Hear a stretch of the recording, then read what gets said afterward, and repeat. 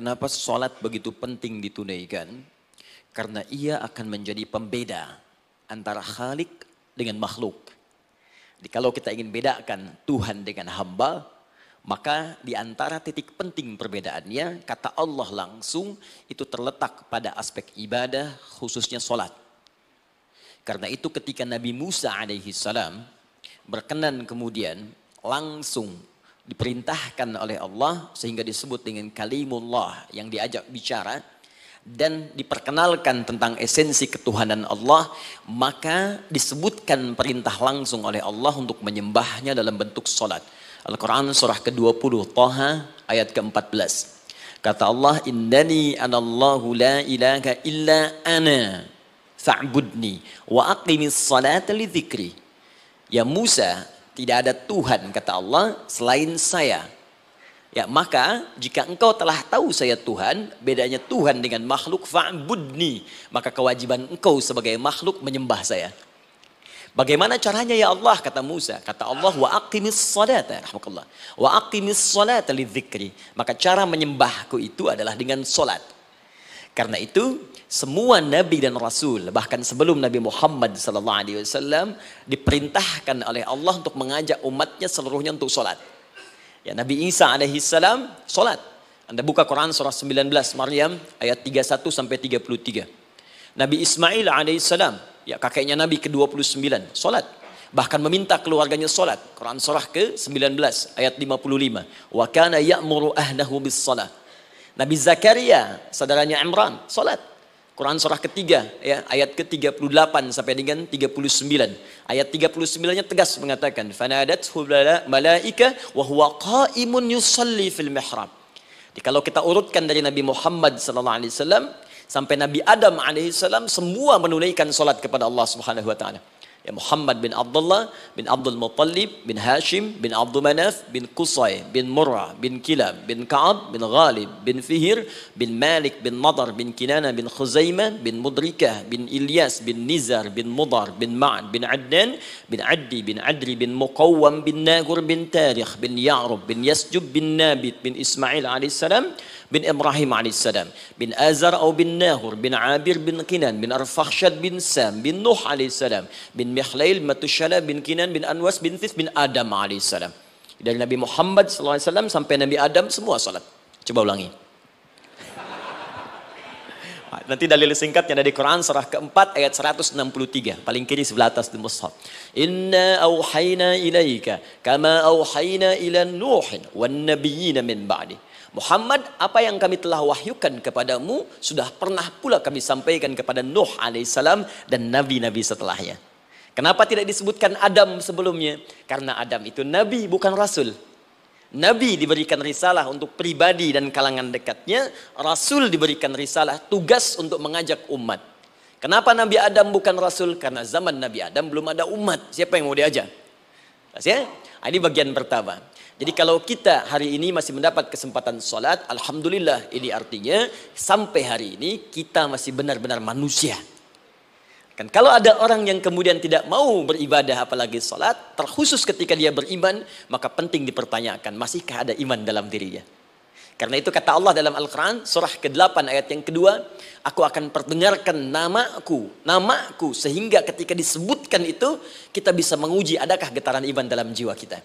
Quran surah 8 Al-Anfal ayat kedua. Innamal mu'minuna alladzina idza dzukirallahu wajilat qulubuhum. Sungguh orang yang masih punya iman itu, kalau diperdengarkan nama Allah kepadanya, akan ada getaran dalam jiwanya. Karena itu setiap hari 5 kali diperdengarkan nama Allah. Untuk menguji di jiwa kita masih ada iman tidak? Bahkan dari bangun tidur, bayangkan waktunya dibagi sempurna persis. Dari mulai subuh baru bangun, menjelang ke siang, mau berakhir siang ke sore, sore pindah ke maghrib, hilang kemudian muncul gelap malam. 5 kali persis dibagi waktu. Diperdengarkan untuk menguji. Kira-kira setelah subuh siang masih ada nggak iman? Sore masih ada nggak? Ya Allahu Akbar, Allahu Akbar. Karena itu kalau iman masih ada melekat di jiwa kita, demi Allah saya katakan, begitu kita mendengar suara azan, pasti hati kita akan mengatakan, Allahu Akbar, Allahu Akbar. Wih, sudah azannya. Pernah begitu? Ya, walaupun mungkin setelah selesai, La ilaha illallah, baru azan, belum qomat. Ya, itu normal, gak apa-apa. Yang penting iman masih ada. Nah, ini menunjukkan ada getaran dalam jiwa. Satu itu. Yang kedua, ini yang jarang dimanfaatkan teman-teman. Jadi seringkali sholat dimaknai pada ibadah formal bagian pertama saja. Adapun yang keduanya, ini yang jarang digali. Padahal sekali saja dalam sehari, itu 5 kali Allah menunggu kita. Ternyata sholat itu satu-satunya wasilah ibadah yang disebutkan dalam Al-Quran untuk langsung memohonkan semua kebutuhan yang kita rasakan. Bahkan sebelum kita diminta sholat, itu kalimat pertamanya bukan ibadahnya. Kata Allah, kamu punya masalah apa? Sedang butuh apa? Sedang punya problem apa? Buka Quran surah kedua Al-Baqarah ayat ke-45 sampai 46. Paling kanan pertengahan di usad. Wasta'inu bis-sabri was-salah. Perhatikan kalimatnya, indah sekali. Ya Allah menempatkan sholatnya bagian kedua. Kata Allah, wasta'inu, hei hambaku. Jika kalian punya persoalan dalam kehidupan, maka, perhatikan kalimatnya baik-baik. Wasta'inu, mintakan solusinya kepadaku. Jadi kalau sedang punya masalah, bukan bikin status. Gak akan selesai. Sedang eksplorasi minyak, gak keluar-keluar, bikin status. Duh, susah sekali yang ngebornya. Gak akan selesai. Jalan macet, bikin status. Jakarta macet, ya gak akan selesai. Ya, apa yang harus dilakukan kata Allah? Jika Anda beriman kepadaku, yakin denganku, maka wasta'inu, punya persoalan minta kepada Allah. Caranya bagaimana? Satu, bis-sabri. Terima dulu masalah itu, jangan dikeluhkan. Kaidah lain muncul, karena mustahil saya akan titipkan persoalan kalau tidak Anda mampu mengatasinya. Kaidah Quran surah kedua ayat 286, kita hafal ayatnya. La yukallifullahu nafsan illa usaha. Perhatikan kaidahnya. Allah tidak mungkin menguji seorang hamba di luar batas kemampuannya. Jadi kalau kita sedang punya ujian di rumah kah, pekerjaan kah, kehidupan sosial kah, sebesar apapun ujian itu kata Allah, memang karena Anda yang sanggup. Kalau nggak sanggup gak akan diuji. Di ujian itu berbanding lurus dengan kemampuan. Mustahil seorang hamba diuji di luar batas kemampuannya. Jadi kalau Anda sekarang pun sedang punya masalah sebesar apapun, kata Allah, memang cuma kamu yang sanggup, yang lain tidak. Maka jangan mengeluh. Jangan Anda katakan, ya Allah, why me? Kenapa saya? Kata Allah, why not? Memang kamu yang mampu. Yang lain tidak.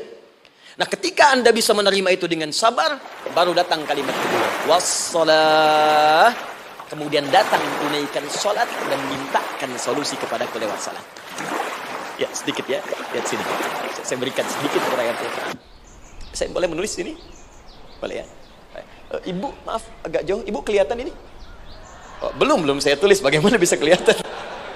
Luar biasa. Cuma di Pertamina belum ditulis sudah kelihatan. Maaf. Lihat sini. Wasta'inu. Baik, ya. Saya ingin sedikit sekali. Ini redaksi Quran itu indah sekali diksinya. Wasta'inu. Lihat sini. Kata Allah, jika Anda punya persoalan dalam hidup, maka mintakan solusi. Terima dulu masalahnya dengan sabar, karena kita dipercaya oleh Allah. Gini, cara memahaminya. Allah aja percaya dengan kita. Masa kita nggak percaya diri? Allah yakin dengan kita mampu. Masa kita nggak yakin? Terima dengan sabar. Kemudian wassalah, mintakan solusinya lewat salat. Kata perintahnya dibuka dengan kalimat wasta'inu. Kalau kita ingin rubah kata perintah ini, fi'il amr, ingin dirubah ke dalam bentuk permohonan, minta. Maka rubah kalimatnya menjadi nasta'in. Lihat, nasta'in.